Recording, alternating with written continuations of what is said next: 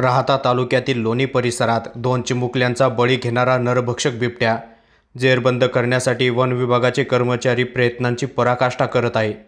गेल्या 2 दिवसांपूर्वी एक बिबट्या तर काल रात्री दुसऱ्या बिबट्याला जेरबंद करण्यात वन विभागाला यश आले।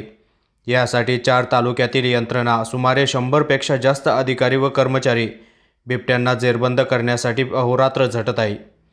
लोणी व सादतपूर परिसरात बिबट्यांनी उच्छाद मांडलाय। कदाचित बिबट्यांना भक्ष्य मिळत नसल्याने मानवावरही हल्ले करीत आहेत।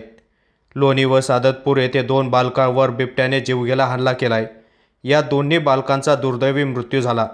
यामुळे वन विभागाची संपूर्ण यंत्रणा लोणी आणि सादतपूर परिसरात बिबट्यांना जेरबंद करण्यासाठी अहोरात्र झटत आहे। गेल्या 2 दिवसांपूर्वी सादतपूर परिसरात एका बिबट्याला जेरबंद करण्यात तर कालही सादतपूर येथे पुन्हा दुसऱ्या बिबट्याला पिंजऱ्यात जेरबंद करण्यात वन विभागाला यश आले। बिबट्यांना पकडण्यासाठी लोणी आणि सादतपूर परिसरात 4 तालुक्यातील यंत्रणा सुमारे 100 पेक्षा जास्त अधिकारी आणि कर्मचारी गस्त घालत आहे। या ठिकाणी 18 पिंजरे लावण्यात आले असून नरभक्षक बिबट्यांना जेरबंद करण्यासाठी वन विभाग अहोरात्र प्रयत्नांची पराकाष्ठा करत आहे।